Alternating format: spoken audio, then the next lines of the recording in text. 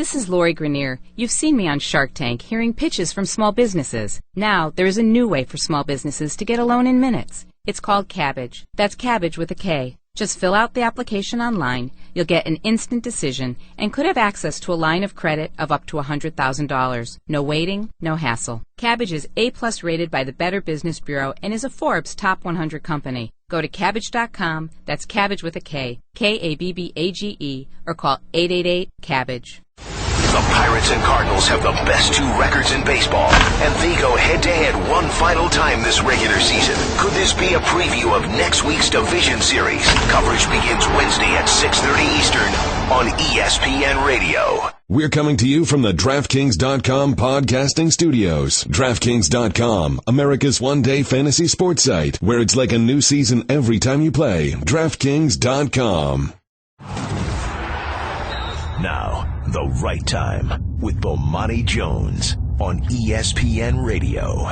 And ESPNRadio.com. Ladies and gentlemen, welcome to the right time. My name is Bomani Jones. Thanks for listening on ESPN Radio and the ESPN app. We are presented by Progressive Insurance. You can send me a tweet at the 1-800-Flowers Twitter feed. That is at Bomani_Jones. We used to do this show at 9 o'clock at night. Now we're doing it at 4 o'clock in the afternoon, and you won't be able to appreciate the magnitude of that situation until it's 11 o'clock and I'm not still at work. Like right now, this is fantastic. When I'm not working tonight, it's going to be even better, I promise. Telephone number is 888-729-3776. I have a question to ask all of you football fans out there, and I think that, generally speaking, I think that you're almost required to say that you're a football fan if you're going to, like, pass a citizenship test or something like that. Like, this is part of our American identity. We love football. How much do we love football?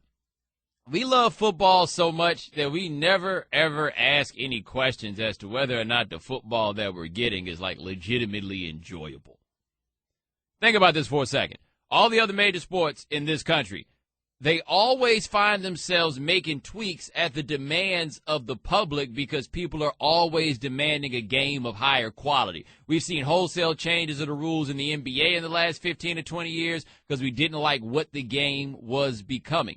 We have seen that in hockey where, you know, the crease got a little bit too big. There wasn't any scoring. We got to get rid of that. Like, we do all kinds of things to manipulate these games. Baseball, dear God, we do everything in baseball. No one's ever happy with the state of baseball. Like, you actually have to ask questions at some point as to how they managed to have baseball for so long, given how people didn't really seem to enjoy it, because every time with baseball there's something to complain about. Football, we never complain. You give us football on any level, and we will watch it, and we will not ask any questions about the football. So I am going to take a brief moment to ask you a quick question about your football. How many good football games have you watched this NFL season? Like, legitimately good football games. I'm not talking about where it was cracking because we got the wings, and the wings were fire because I put that Chipotle. No. I don't want any of that. How many actual, real, live, good football games have you watched this year? Like, just think about the nationally televised games that we've gotten this year. How many of them have legitimately been good? Because I don't know about you, but I sat in front of my television all day yesterday because, like I said, red-blooded American, that's what I do. I watch a whole lot of football, flip between different games even, got the Sunday ticket. I'm looking at that on the tablet. I got the game on the television, and how many good games were actually running? How many were running? Look at your Thursday games, your Sunday games, your Monday games. I don't just mean how many of those games ended and they were close by the time you got finished. Like, how many of them were actually enjoyable games to watch? Like, I'm looking across at the scoreboard, and I'm like, okay, Cincinnati-Baltimore, that would turn out, I guess, to be a good game, even though it shouldn't have been a good game because of the fumble. Well, I don't even know what that was anymore. Like, I used to know what a catch is. I have no idea what a catch is anymore. Somehow I got to age 35 and I looked up and I have no idea what a catch is in the NFL. But go across it. Like, I watched the Eagles and the Jets, and I figured at the very least that would provide some, like, what's the word, shouting proud? I was just going to be, take enjoyment in the misery of others because no matter what, who lost their game, there was going to be some measure of misery. Okay, misery, got it. Good game. Not so much. Like, let me know what you got. Last week, I think you got the Seahawks and the Packers. That one turned out to be a pretty good game. Unfortunately, that's the game I didn't really see because I went to a Janet Jackson concert. But I love this about the NFL. We'll watch it. It doesn't matter. We will watch it. And it made me think about something that, kind of interests me a little bit. How many legitimate quarterbacks are there in the NFL? Like, legitimate quarterbacks. Not just a guy you got back there playing quarterback. Like, how many teams can look and say, you know what, we got a good quarterback? Like, I'm not saying how many people actually do that, because fans have a tendency to be irrational. I'm talking about people who actually look at their football team and they're like, you know what, I have got a good quarterback. Because the number isn't 32, right? The number isn't even close to 32. Like, you take a cat like Jay Cutler, and everybody complains about Jay Cutler, and everybody's got everything to say about Jay Cutler till Jimmy Clausen's out there. Then all of a sudden, Jay Cutler, nobody's perfect. Right? Like, that's the place that you have to reach at that point. Well, nobody's perfect. After you see what the alternative happens to be. So isn't it fantastic that the NFL has made the business decision that they're going to build around quarterbacks? They're going to put all these rules in place to protect quarterbacks. They've actually made playing quarterback easier than it has ever been, right? You can talk about, all the stuff about complex defenses and everything else, No. They've done everything they can to take the teeth out of the defenses when it comes to bringing it to quarterbacks, all right? They've done everything they can to make playing quarterback as easy as possible. Why is it so hard for teams to find a quarterback worth a damn? Like, how in the world does that happen? So then what you get is you get a full week, a set of games like we had on Sunday. That was not terribly dissimilar from the sets of games that we had the 2 weeks before, where we're not actually getting, like, legitimately, truly enjoyable football games. Because somehow quarterback is the rarest commodity, like in professional sports, basically. And we've decided we're going to build the entire game of the whole NFL thing around the quarterback. Even though there's like 8 of them total. It's about 8. Like, this isn't really much different than deciding we're going to build this game around kickers that you can trust to make 50-yard field goals. That's what we've done. That's how we wind up in the place that we're in. Like, do you realize that 4 divisions in the NFL this year are shaping up to be awful? Like, divisions. There's only 8 of them in the whole league. 4 of them are shaping up to be awful. And you think I'm exaggerating. The AFC North, all right, Roethlisberger, he did not tear his ACL. He merely tore his MCL, so he'll only be out 4 to 6 weeks. That means that division is going to be terrible for 4 to 6 weeks, right? Ravens are 0-3. The Browns are who they are. And Michael Vick, whoo! It ain't 2004. Let's just leave it at that, okay? That right there is an awful division. The AFC South, I don't even feel the need to break that down. We were set to run Andrew Luck off the reservation till we realized he went back to the thing that makes him look better than anything else, the AFC South. That's 13 straight wins against the AFC South for the Colts, right? He winds up being okay. The NFC East, where right now, of quarterbacks who could play in a game this coming Sunday, the second best quarterback in the NFC East is Robert Griffin. Yeah, it's him, okay? Look, the Kirk Cousins thing, you're seeing how it's going, all right? You can be in denial all you want. Reality is that division is so bad right now, top to bottom, that the second best quarterback in that division is Robert Griffin. Because I don't know if you saw the Eagles, but things ain't changed that much, right? And then, the NFC South. My bad. It's not outright terrible. It's not. The Panthers somehow are 3-0. The Panthers are 3-0, and if you are in a car right now with 2 other people, you're basically the Carolina Panthers receiving corps. Like, how in the world they managed to win 3 games in a row with the set of dudes that Cam's got to throw to right now, I have no idea. And the Falcons are 3-0, but take this with somebody who grew up rooting for the Atlanta Falcons. That ain't going to last long. Don't worry about that. Like, if you're wondering when are the Falcons going to come down to earth, they might not come down to earth right away. If they don't come down to earth until late, it means they'll come down to earth in a horrific way. Like, I don't know, the NFL Man of the Year getting caught soliciting a hooker on Biscayne Boulevard the night before the Super Bowl, and then having a pass go over his head for a touchdown. No, not over it. Like, just so you know, like, as a fan, like, you guys do have to have an appreciation for your horrible team has made the Super Bowl for the first time, something you never thought you'd live long enough to see. And something else you didn't think you'd live long enough to see happens. the NFL Man of the Year, getting busted the night before the Super Bowl that he's supposed to play in for soliciting a hooker, even though he had been to 2 Super Bowls in the previous years, which would make you think that he would know where to find it for free. Or, at the very least, where to find it and there weren't cops. Right? That's the league that we've got right now. That's where we are. Like, is it that much to ask for the football to actually be better? And the question that's fair to ask is, as long as this whole game is supposed to be centered around quarterbacks, and we know that there aren't that many good quarterbacks on earth, the NFL kind of hustling backwards, wouldn't you have to say? Bomani.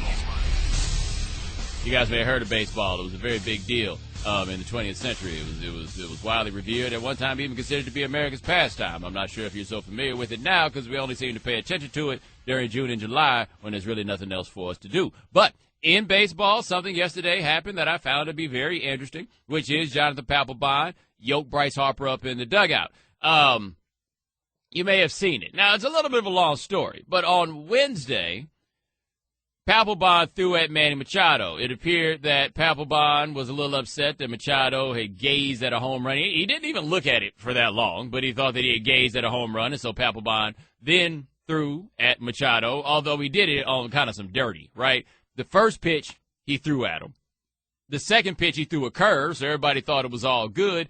And then the third pitch, he threw at him again. Now, that's just dirty pool. Like, if you feel like the dude had it coming, okay, that's fine, but don't try to lull him into getting hit in the face, right? So anyway, after the game, Bryce Harper said basically that he's the one that's going to have to pay for it. Like, Papelbon throws at him, so then who's going to wind up getting thrown at the next day as a result of it? It's going to be Bryce Harper because Bryce Harper is their guy. He's their star player, so he's the one that you have to send the message towards. So it's going to wind up being him. Well, apparently Papelbon didn't like that very much. So Bryce Harper hits a pop-up on Sunday. A Sunday game, by the way, after the Nationals have been eliminated from the postseason. There's nothing for them to play for.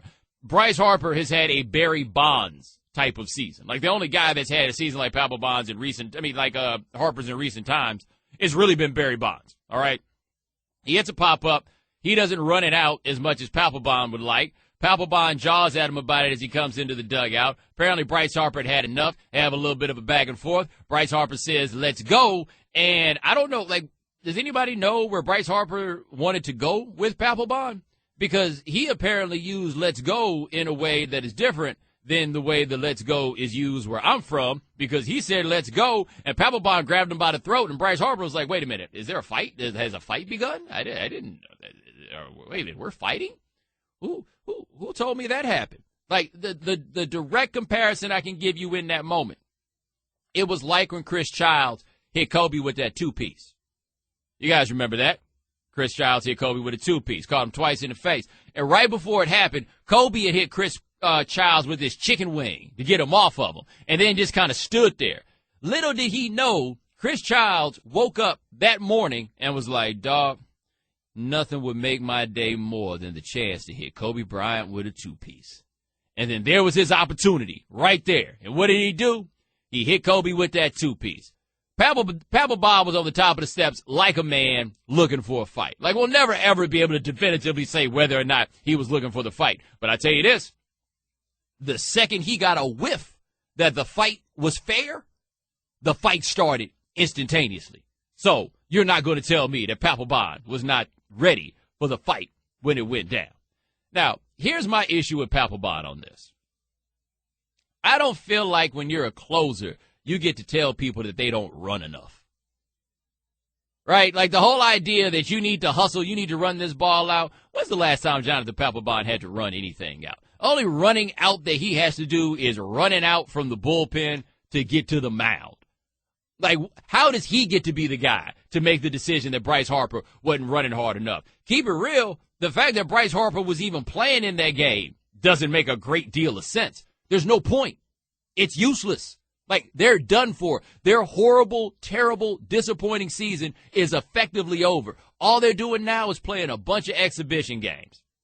And Papelbon's at the top of the steps mad because Bryce Harper didn't run it out. You don't get to say that. Look at Papelbon. Does he look like a dude that runs for anything? Said maybe if you got some gumbo, you from Baton Rouge, you from those parts. I mean, I'll run into some gumbo too. I ain't running into nothing else. But, you say you got some gumbo, I'm out, right? Okay, so I'm not mad at Papelbon about that necessarily. I just found it hilarious that I've heard so many people who have defended Papelbon for this. On what basis? Like, how do you do this? Now, I could take a brief moment, by the way, to thank you guys for being level enough to appreciate a good fight in baseball. See, when they fight in baseball, you guys are able to appreciate it without doing all that moralizing. You don't have to call people thugs or hoodlums or anything else. You can just enjoy the fisticuffs as there are. Like, if only we could enjoy fisticuffs in other sports like this, the world would be a happier place, right? I'm not one of those super-duper anti-violence people. I recognize from time to time that people are going to fight. Like, people are saying that, maybe Papelbon shouldn't play for the Nationals anymore. Maybe not, but it's not on a matter of principle. Like, if that were Bryce Harper that was choking out Papelbon, no one would say the Nationals have to get rid of Bryce Harper. Like, the decision, the idea that Papelbon can't be there anymore is based on this idea that he is disposable enough to get rid of. But you're not just getting rid of anybody because they had a fight. Barry Bonds and Jeff Kent had a fight in the dugout that involved Barry Bonds grabbing Jeff Kent by the throat. No one talked about how the two of them needed to get sent packing because that would have been stupid, right? That's not what this is.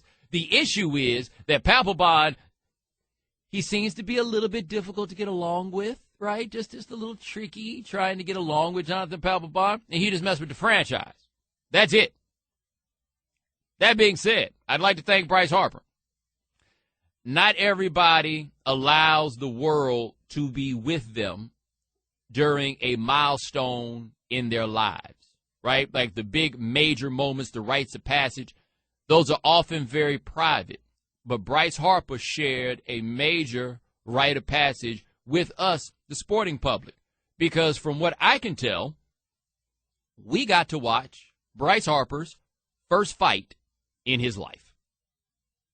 Right after the game, Papelbon was brushing it off, and Papelbon was like, these things happen. I used to fight with my brothers. I'm sure Bryce did too. Nah. Dude that's been in a fight before knows that let's go means it's go time.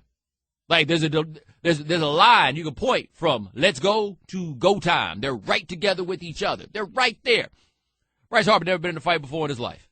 Like that's the only conclusion that you can draw from the reaction that he had to what went down. Because if he'd been in a fight before in his life, he would have known with Papelbon, either let it go or hit him first. Those are the only two options. Either you let it go or you hit him first. I got a buddy of mine.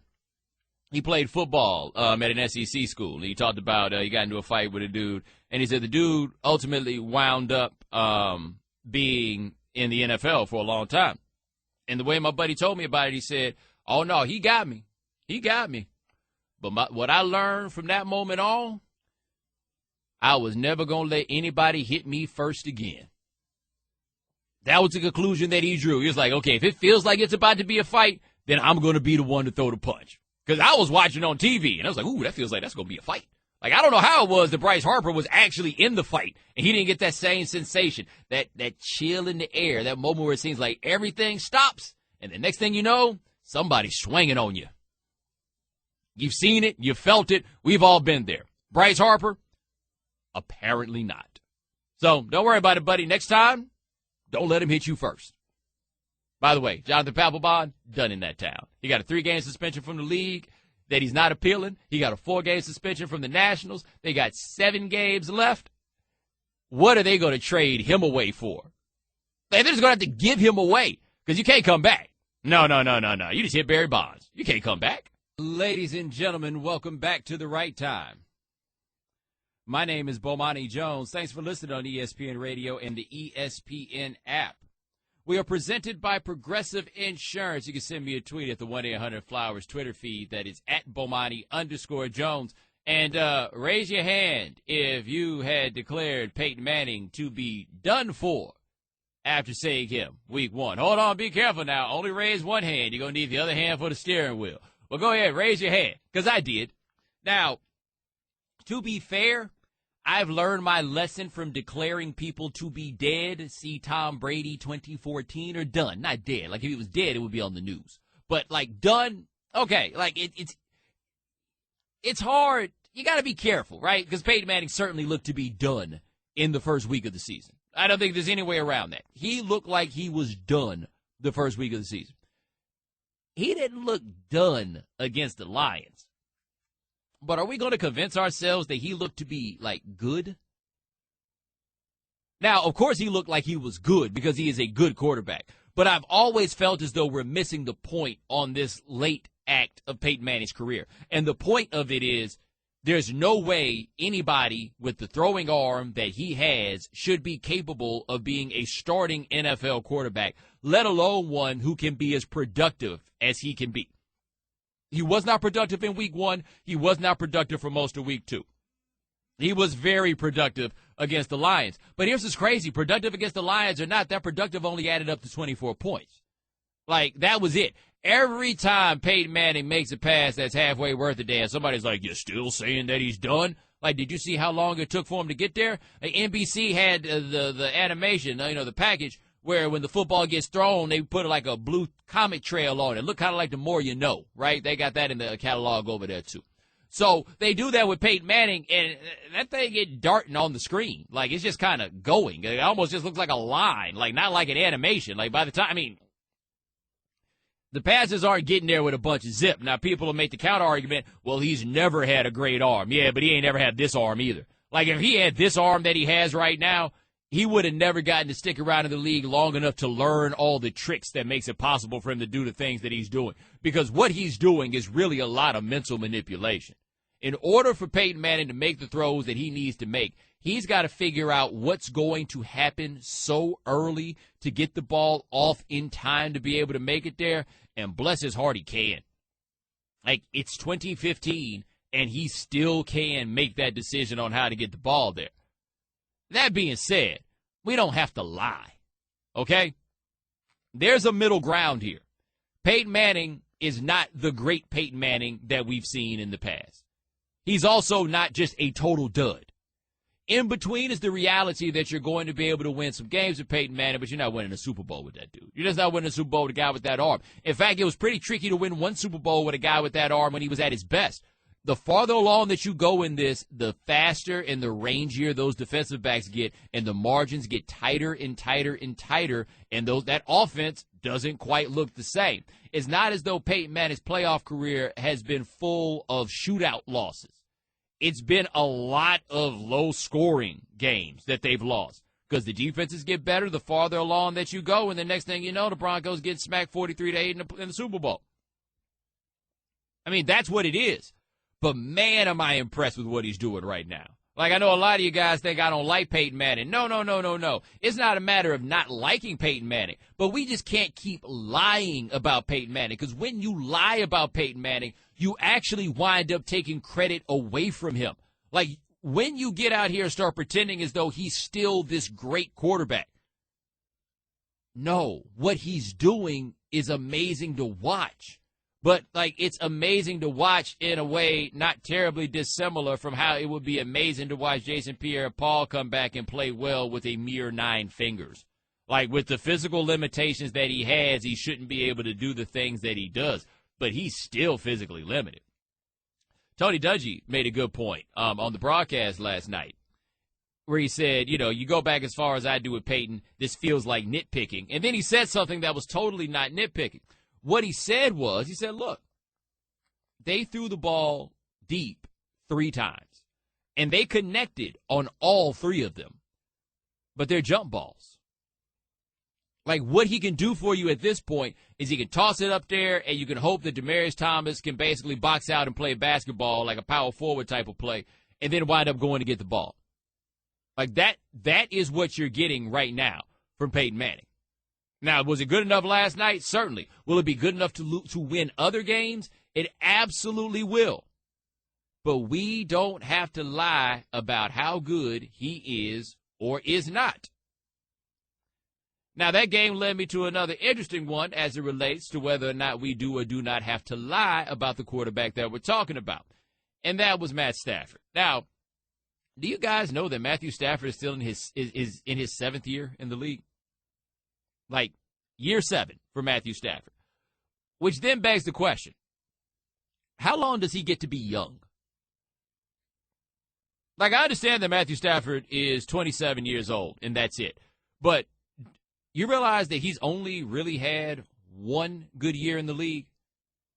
That he has played his career with what was probably the best wide receiver for this time period in the NFL, and one good year. That 2011 year. And that 2011 year is to football passing statistics what 1987 was to baseball in home runs. Just a year where everything seemed to surge. But we're working on that as the only good year. He had 41 touchdowns. He had 19 interceptions. After that, Matthew Stafford has just been a dude with a big arm. That's it.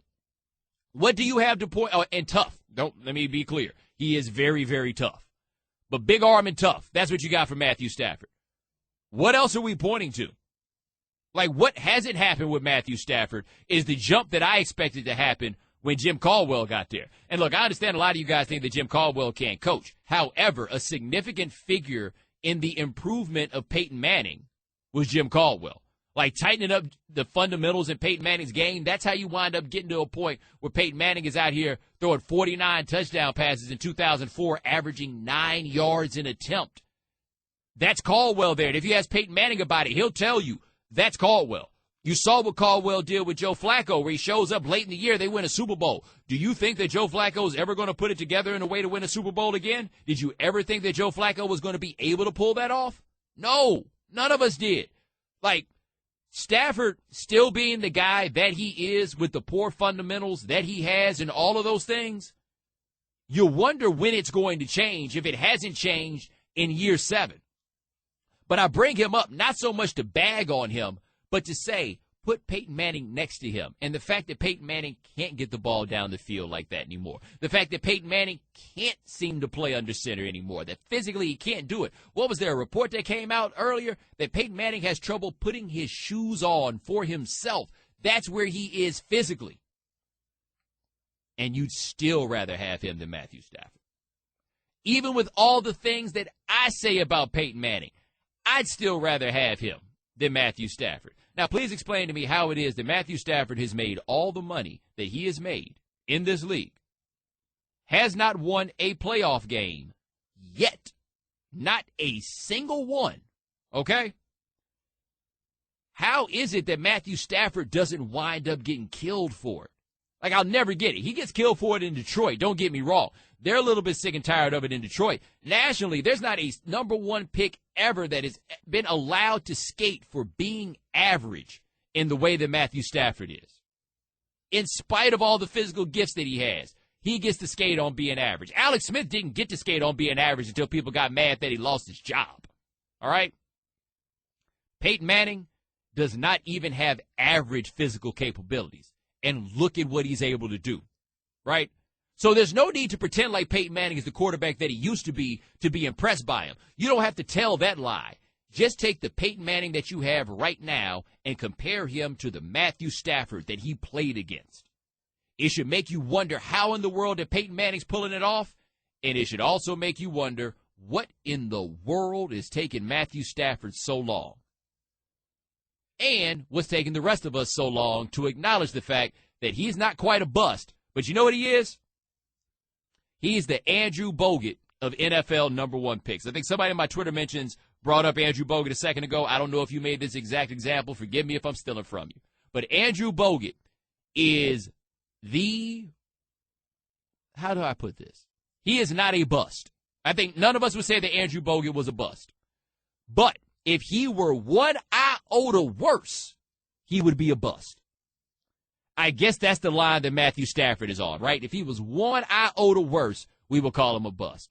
Instead, we let him skate for being, well, not terribly dissimilar to Jay Cutler. World's kind of weird, man. Bomani. Ladies and gentlemen, welcome back to The Right Time. My name is Bomani Jones. Thanks for listening on ESPN Radio and the ESPN app. We are presented by Progressive Insurance. Keyshawn Johnson will be joining us next segment. Keyshawn Johnson will join us to talk some NFL football. We've been talking some NFL football. Let's take a phone call from Detroit right fast. 888-729-3776. Let's talk to Fred. Fred, thanks for calling The Right Time. Bomani, man, you struck a nerve, Burrell. Where have you been on Matthew Stafford, man, before this? Man, I said it back when Sean Hill first replaced him when he went out. I like Sean Hill. I don't know why they got rid of him. I mean, I guess he was extra weight. But, man, you should write that down because I've been telling people and I need it in writing from Mr. Bomani Jones nationally. Hey, man, no, it's actually a funny thing, man. And, Fred, I appreciate the call. Like, somehow Matthew Stafford gets all that bread and skates on just not being very good. Like, Sam Bradford doesn't skate on not being very good, and he was the number one pick the year before. Cam Newton was the number one pick. No, I said Bradford was the year after, right? Bradford was the pick in 2010. Jake Long was 2008, and the fact that I remember he was the number one pick in 2008 means I spent too much time caring about sports. But no, Stafford, like, how long do you wait? How long do you give it? And the answer is as long as you have to, because you can't just go get another quarterback. That's it. Like, as many criticisms as I can make of Matthew Stafford, you're not just going to go find another one right away. Now, 888-729-3776 is the telephone number. I just mentioned Sam Bradford. Congratulations to the Eagles. They got themselves a win. I know you guys weren't so sure that was going to happen. By the way, during the break, I was, talking to the folks behind the scenes, and I just think I've thrown cold water on anything that anybody might have some level of optimism about. Like, I didn't even go all the way on the Peyton Manning cold water to remind you that the three teams that the Broncos have beaten as of this recording have all of one victory. That's real cold water. Real cold water. Anyway, so for the Eagles, I guess your cold water is next. I watched that game, the Eagles and the Jets, and the reason that I watched it was we had to figure out something about those teams. Like, I'd watched enough of the Eagles games up until this point, and I think that people have this bad habit, especially when you cover things in national media, that you watch the games that are on national television, and then once they go regional, you don't really pay that much attention to them. And so the conclusion that you drew from watching the Eagles look horrible against the Cowboys is a conclusion that you carry with you for another 3 or 4 weeks until you happen to watch them again. So after watching them play terribly against the Cowboys, I figured I need to watch them play again the next week. And guess what? They were still pretty terrible. Yeah, we can be honest here. During the game, when the Eagles were up 24-0, I said on Twitter, I was like, look, this is the least impressive 24-0 lead that I have ever seen. And, of course, they had all kinds of people come up, say I was just committing hateration and holleration all up in the dancery, but that's not really what was going on. They didn't look especially good. All the running yards that Ryan Matthews was getting seemed to come from the same play. And if you watch the game, you know the play I'm talking about. Snap in the shotgun, give the ball to Ryan Matthews. He runs to the other side of the formation, looks for a hole, turns and goes. That was the play that they made work. Otherwise, it wasn't really cracking. They tried the wheel route a couple times. That play worked. One of them went for a touchdown, had a little trouble connecting otherwise. But do you realize that the Eagles had all of 231 total yards in that game? Let me make sure I'm looking at the right thing. I did that math in my head. Let me go look at this again. That's right. 231 total yards from your vaunted Chip Kelly offense. That's not good. Like, that's not even close to good. That's nothing to be happy about. The only time that you're happy about those numbers is if you were afraid your team was going to go 0-16, which, to be fair, I understand if Eagles fans were a little worried about that. But Sam Bradford, oh, man, it ain't happening. Like, it might happen down the line, and I'd also entertain the possibility of the Eagles' offensive line getting better. Just like Denver's offensive line is probably going to wind up getting better because you need the guys to actually play with one another.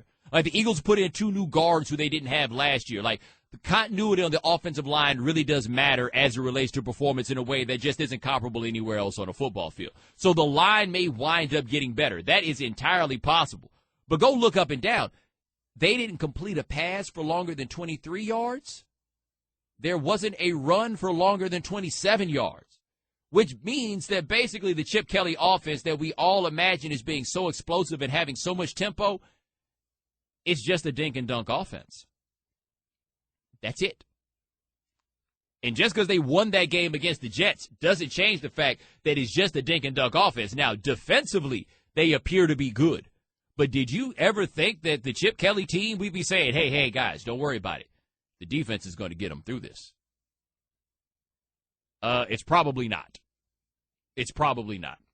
And last segment, I talked about Matthew Stafford, and like, how long does Matthew Stafford get to be young? I raised that question. Sam Bradford is a year younger than Matthew Stafford is. He came into the league the year after Matthew Stafford did. And, guys, I think we've seen enough to say this is just who he is. Like, this is just it. He doesn't have the arm to really challenge you down the field. His eyes get big when you wind up getting in his face. Like, they are a good team, and he could be a good quarterback. He'll never be a great quarterback. And right now, saying he looks good, you can't even do that. And this is the part I wonder about Chip Kelly, and see how far, like, if he really gets the point on this one, because I think he got fooled by the fact that they won double digits those first 2 years. We've had the question with Chip Kelly as to whether or not he recognizes the significance of talent and how important it is to actually have talent, okay? He can go look at his old team, the Oregon Ducks, and see what happened to them over the course of the weekend. You can't system your way to all of this. You've got to have a level of talent, or you've got to have a quarterback that's absolutely built for that system. And Sam Bradford doesn't appear to be either one of those. So if you're the Eagles, yeah, you got to be glad you finally got some bit of a running game going, right? You finally got something out of, Ryan Matthews at 25 carries. You got that thing going. That is fantastic. You averaged 3.2 yards per carry. 3.2 yards per carry and 4.2 yards per pass. If that was a sign to you that the Eagles are going to get better, you got the rosiest colored glasses, Jack, because all I saw was a team that still has trouble scoring points. And, oh, by the way, didn't score any points in the second half and was legitimately in danger of losing that game to the Jets on a day when Ryan Fitzpatrick threw 3 interceptions. Yeah. All guests join us on the Subway Fresh Take Hotline, including our next guest. You can catch him on NFL Countdown. And I had one of the greatest nights of my life at a party at a restaurant that he used to own in Los Angeles. His name is Keyshawn Johnson. Keyshawn, what's going on? What's happening? Now, I'm not even going to try to say your name because I botched it a couple times already. It happens, man. I said Tahati, Dahani. I'm like, Bahani. Beyond me, I'm like. I have to explain to people all the time that I'm not related to Bomani Jones, and I once told Bomani Jones that story, and he didn't find it to be funny at all. Like, every day I have to explain to somebody I'm not Bomani Jones. But we're talking to Keyshawn Johnson. Let me ask you, man, what did you think last night watching the Broncos and Peyton Manning last night in the win over the Lions? Well, I think that Gary Kubiak has found a solution to make Peyton Manning comfortable playing the quarterback position for him for the Denver Broncos. First two games, they, tried to run things predominantly from underneath the center. And in the second half of those games, they went into a shotgun. Peyton kind of got into somewhat of a comfort level and a rhythm. And then you see, for the most part, they ran the ball, ran plays predominantly out of the shotgun last night. And he was effective at doing that for the most part during that game. Well, let me ask you this. How important do you think it is for a quarterback to play under center? Because we hear about that with guys in the draft. You need to be able to play under center. And the Broncos have basically kind of had to give up on that with Manning. Well, I think it's important depending on the system. The comfort level for Gary Kubiak is his West Coast offense, 3-step drops, quick, get it out, bootlegs, things of that nature. That's not what Peyton Manning is in his career right now, so you have to adapt to him. In any system that you go to, coaches have what they like to run, and some run it out of shotgun. And teams that see players underneath the center, quarterbacks underneath the center, on third downs, that's when they get into a gun situation because they can get away from the blitz. They buy themselves more time. Peyton Manning is a little older, so he can't necessarily pull away from center to get the necessary drop deep enough to get away from the defensive lineman or blitzing safety or outside linebackers coming off the edge. So the shotgun allows him to scan the field faster, and he's already at a certain depth away from the defensive line who's trying to get at him, so it buys him more time, and that's where he's comfortable at. All right, we're talking to Keyshawn Johnson. And let me ask you this. As a receiver, when you're playing with a quarterback that just can't really get the ball there with as much pace as Peyton Manning used to be able to, now the ball's taking a little longer to get there. How much of an adjustment is it for you as a receiver to deal with a quarterback in that situation? Well, you do your part. You run your routes. You still run it at the depth. You still run it at the change of pace and the speed. Different routes are ran at different paces. Everybody think you got to run 100 miles an hour to play receiver. That's not the case. You got route running is important, and precision is important. As long as you're precise in your route running, and he gets the ball out in timing and in rhythm, then it'll be on target. So if he, let's say for instance, you have an 18, let's call it a 15-yard comeback on a 5-step drop with a quick hitch by him, as long as he hit that 5th step on his back foot and it hit and he lets it go when you hit that 15-yard mark and come downhill, everything should time out perfectly. All right, we're talking to Keyshawn Johnson. I know you don't have too much time, but I got to ask you this. When Brandon Marshall made that lateral in the Jets game, what were you thinking? Yeah, I just basically said, like most people probably, what a stupid play. Why would you do that? But, clearly he was caught up in the moment of trying to make a play and get them, trying to make a play so they can come back and stay ahead and all the other stuff. And he got caught up in the moment of trying to make a big play, and it kind of, somewhat cost him. Well, actually, it cost him. There's no somewhat to it. It cost him. I don't think he'll be making that mistake again. All right, well, what do you think about the Jets? They won those first 2 games. The Eagles didn't look good in that game, but the Jets still came out on the other end. Well, I think, the Jets obviously got some work to do. Fitzpatrick kind of did some things that he probably shouldn't have done earlier in the season. The first couple games he played within himself. This time he kind of played outside of what he's accustomed of doing, and they got to keep him at bay. Allow him to do what his strengths are and not try to give him too much. It's almost like Brandon Wheaton and the Dallas Cowboys yesterday. They ran the ball, Julius Randle in the first half. In the second half, they disappeared because they got comfortable with Wheaton delivering the football, and they just said, okay, we're going to start throwing all over the place. And that's what the Jets got to try to guard themselves from, to be able to just say, hey, you know what, we got to stick to our plan, which is play defense, give him just enough in the passing game and run the ball, and we should be successful. All right, let me ask you one more question because you just brought up the Cowboys. After seeing Wheaton for a full game in that offense, how well do you think the Cowboys can do with him until Tony Romo comes back? I think they can be okay if they just stick to what they can do, which is run the ball, play some defense, and not allow him to try to move around and, all of a sudden you go from him throwing the ball 25 times or 40-something times. Don't do that. Just let him be a manager, and if he can just manage the situation until he gets back, then they can possibly get to 500 and stay at 500. All right, Keyshawn Johnson, you can catch him on NFL Countdown, and next time he comes on, he'll be able to say Bomani. Bomani. There it is.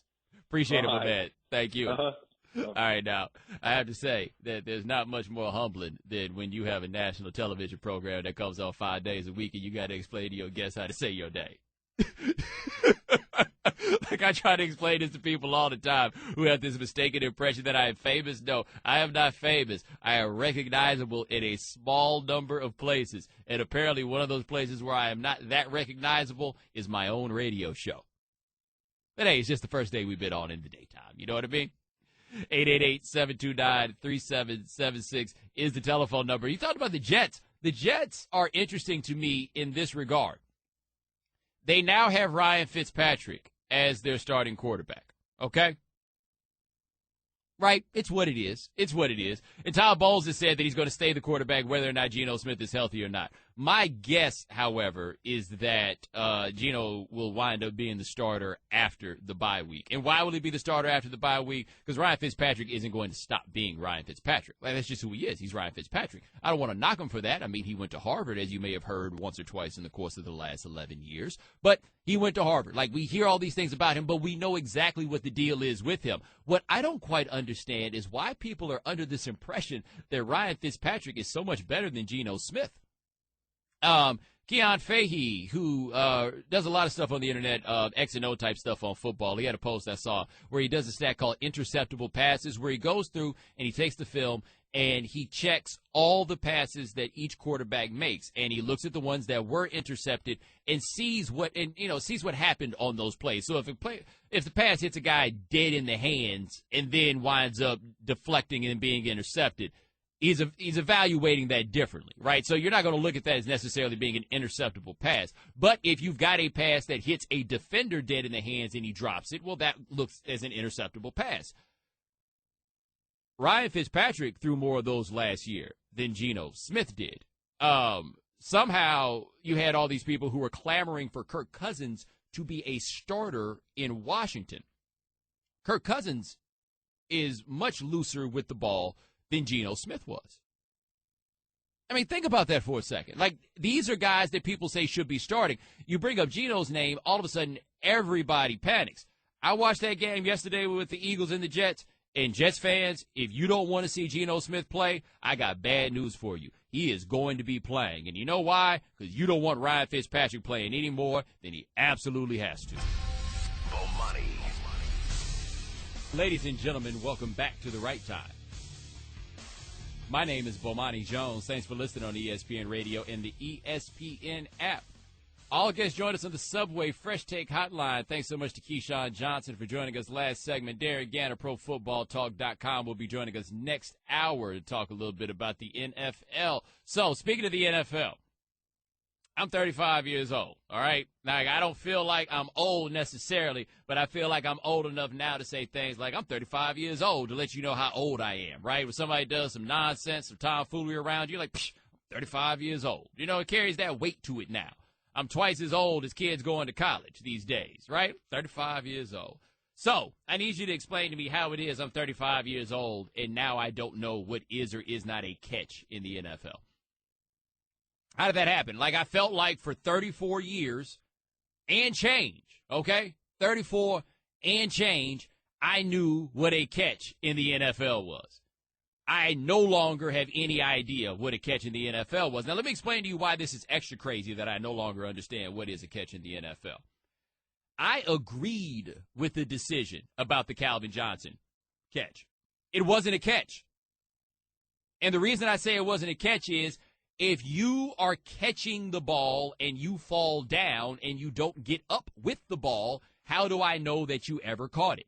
I felt very similarly about Dez Bryant and the catch that he did not make, apparently in Green Bay, where he had the ball, he was going down, and then he didn't have it all the way through. I agreed with both of those calls. That Tyler Eifert thing on Sunday, though, if that wasn't a catch, I don't know what a catch is. Like, he caught it, and then he put 2 feet on the ground, and then he started going forward. So basically, we are now in a world in the NFL where I have to say, he caught the ball, it just wasn't a catch. What? Like, that's actually where we are right now with this catch thing. We all talked about that. You remember the football move. They had it in the rules that you had to have it, put 2 feet down and then make a football move. And we all laughed like, well, what is a football move? There's a silly notion and everything else to have in the rules. Who knew that taking the football move language out would then leave us more confused than we were before? Because if that thing with Eifert wasn't a catch, I don't understand what was. Like, he wasn't going down when he caught the ball. Like, the idea that if you're going down, you have to complete the catch, I'm with that. He wasn't going down when he caught the ball. He had it. He turned. He went forward. He broke the plane. Like, my understanding was once you broke the plane, there wasn't anything to talk about. It's the plane. The plane is holy in that way. I now no longer have any idea what a catch is or is not in the NFL. And I got to say, if I live in a world where I don't know a catch when I see one, I don't feel like I know anything. Like, about anything at all.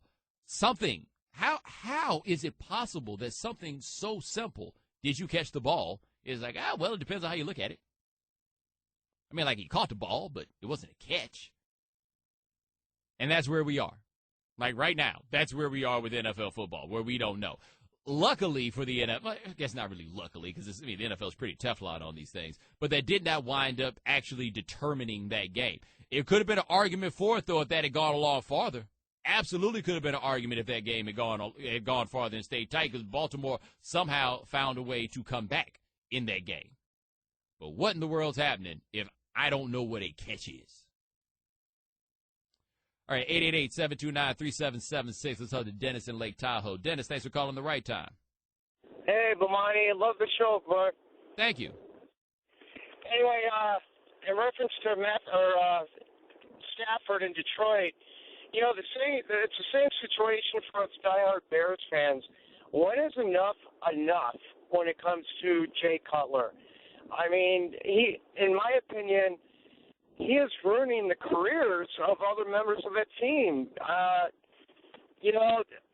What happened with performance-related contracts. I mean, they're stuck with them because of the contract, but it's the same situation in Chicago as it is in Detroit. When is enough?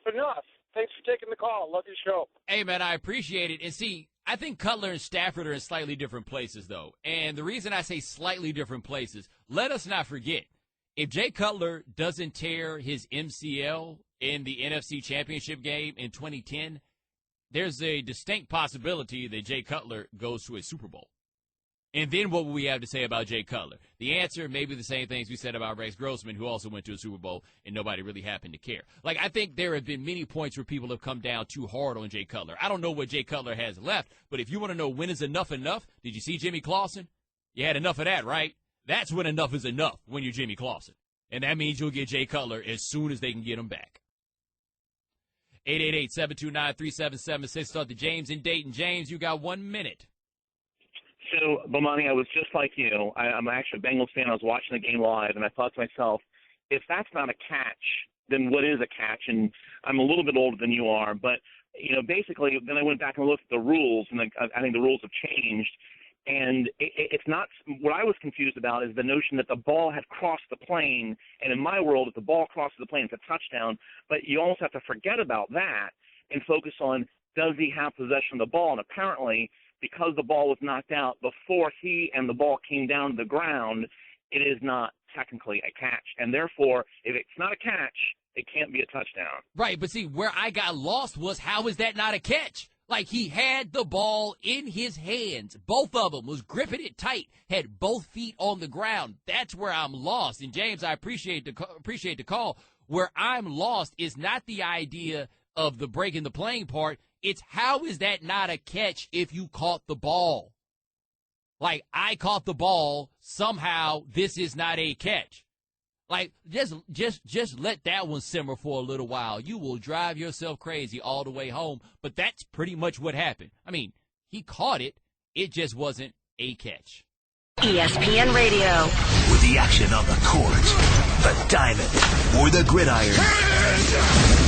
Comes alive. The NBA. The Golden State Warriors, NBA champions. Major League Baseball. San Francisco Giants are the champions of the baseball world. The new college football playoff. College football playoff national champion, the Ohio State Buckeyes. Your home for the best in sports play-by-play. ESPN Radio. And now, for Geico's edition of Stuff Found in Your Car, we go inside your side door pocket. Hello, yes, the crumpled receipt with gum in it. From your anniversary dinner, you sprang for expensive wine, your server was Beth. That dinner was a couple $100. Money you could get back if you switched to Geico and saved hundreds of dollars on your car insurance. I bet you'd save that receipt, frame it even. But really, where did I go wrong? Was it the corkage fee? Geico. 15 minutes could save you 15% or more on car insurance. Visit geico.com today. The Pirates and Cardinals have the best two records in baseball, and they go head-to-head one final time this regular season. Could this be a preview of next week's division series? Coverage begins Wednesday at 6:30 Eastern on ESPN Radio.